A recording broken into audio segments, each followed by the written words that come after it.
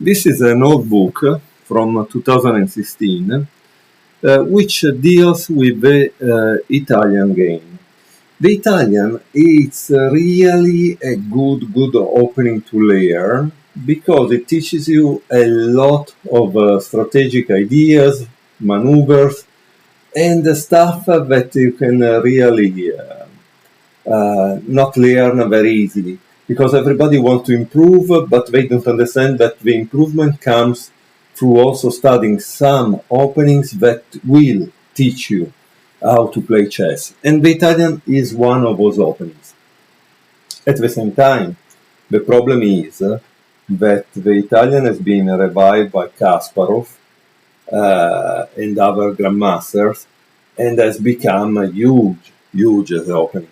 At the same time, again, I tell you, I have seen that white players winning in like 20-25 moves because black didn't know what to do or didn't really study well. And some of these maneuvers that you can do in the Italian are deadly. So they are really deadly. So you must be careful, okay? With that said, the book is mainly theoretical. There are a lot of chapters that are all about theory. But in the end of the book, you have this chapter 11 strategy, typical endgames, tactical exercise, typical strategies of exercise, and the solution to all the exercise. This is what I like of the book. At the same time, I don't like, for example, in the beginning, there is this chapter that it's really thick with all these alternatives, all these possible moves. I'm sorry, I want to tell you the truth. I'm not a professional player. I don't remember this stuff.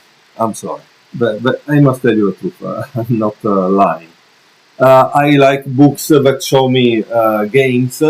And in this case, however, for example, in chapter 9, also if they don't tell you which in the beginning that it was a game, at the end of the game they quote the source and the result. So I will show you a game from chapter 9.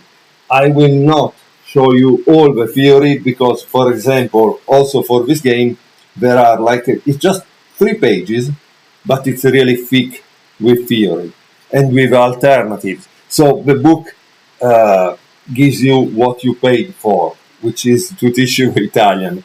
If you like it or not, it's up to you. Everybody has different taste, okay?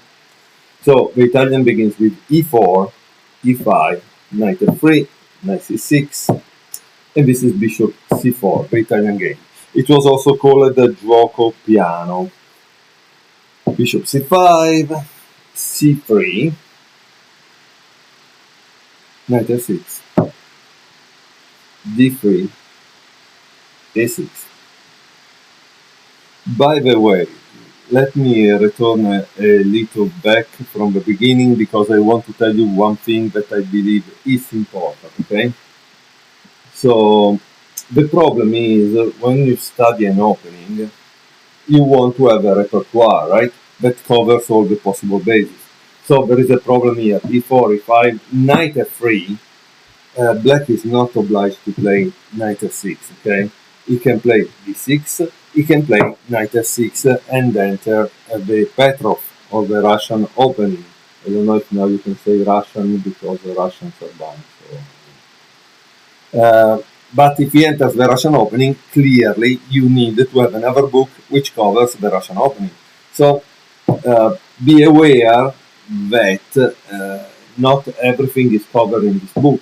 So this book is only about the Italian. That's it. Okay? Okay, let's return to our game that I want to show you because it's a nice game and so I hope you will enjoy it and learn something from it. d3, a6. Okay, and here there are some alternatives. Instead of a6, black could have played castle. Okay, and then it goes on and on with what black could have done. There is also an analysis diagram. So I need to find back the actual game. because some of the analysis are also the moves in bold, so it's a little difficult to see them, okay? So it's castle, bishop e7, this is very interesting, right? So a6 wasn't made only to prevent something on b5, but it was also made to play bishop a7. The thing is, why he didn't wait? Okay, bishop g5, because you see, now that he didn't wait, he cannot return back. h6. And it says in the following games, black transferred the other knight to the kingside fort, which seems like a decent idea. So also, instead of h6, it was possible to play also this. And again, tones of lines, in which we can lose ourselves, and we need to find the game again. Okay, the game continues with bishop h4, d6, knight b d2. So pay attention to this kind of moves, because generally there is a knight f1, knight g3, knight f5. So there are some maneuvers, and that's why I like to see games, because when I see the games, in the game they can apply. They will play the best move they can, and they will show you the maneuvers they studied in their opening preparation. So that's all there is. g5. Also here there were other possibilities, like e7. So again, you need to read the book and bang your head against the wall and remember all this stuff. g5, bishop g3, and castle. This is interesting as a move, right? Because you wouldn't think after all this movement of pawns that black would have castle on this side. a4, g4, and here it plays bishop h4. Wow, that's interesting.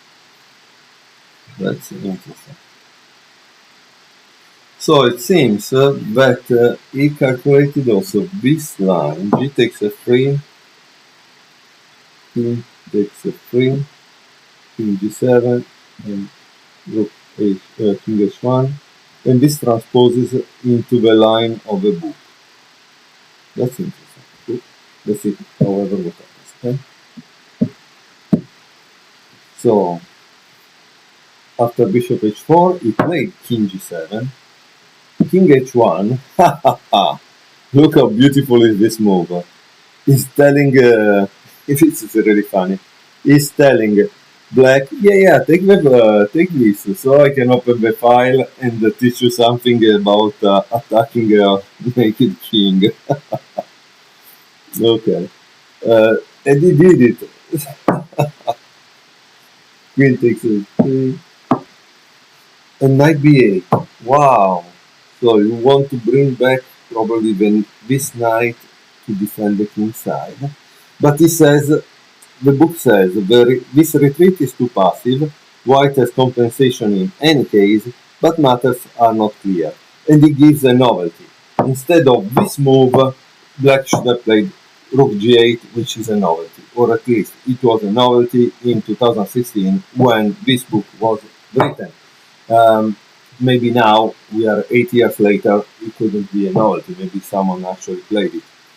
So let's see, knight b8. But notice we are at move 14. Now, move 14, believe it or not, for a club player, it's kind of a lot of stuff to memorize, right? So here I continue with g4, knight b d7. It seems that if you take on g4, there is rook g1 and white is winning. That's the evaluation of the book. So knight b d7, rook g1, rook h8, knight f1, and queen e8. It seems this is a dubious move. The best move was king f8. Also, this is a novelty, again, from 2015. Maybe it is not I don't know. But to tell you the truth, also after this there is knight g3, white is still better, okay? So it's not that black is saving the game. It's not saving the game at all. g5, knight d8, g takes h6, check. Obviously, so that's why he took away the queen from that spot. King f8, I mean the situation is ugly, you can see it because it's all cramped up. And you can see a position when it's good or bad. Also, if we don't have really a grandmaster evaluation between one side that have all the pieces on the back rank, and the other side that is actually attacking, which one of the two sides we prefer. I mean, it seems it's not difficult, right? 23, knight g f6, queen g7, king e7, the monarch is trying to escape, rook g6, beautiful move, rook g8, boom, bishop takes f6, knight takes f6, king takes f6, and now there is king d7. And here there is the last move of the game, that is bishop takes f7 and black resigning. This was the game Demchenko, that also, if I'm not wrong, is a player that has printed many books, against Howell, that is one of the top English players, and it was played in the European Championship from 2016. So clearly a beautiful game that I wanted to show you in this book. Again, this is the slow but venomous Italian. It's definitely an interesting work of theory, and it's something you can use to learn the Italian if you are at a certain level, at a good level, because it has a lot of theory and a lot of exercise in the end. So also for those who like exercises, this is a good book.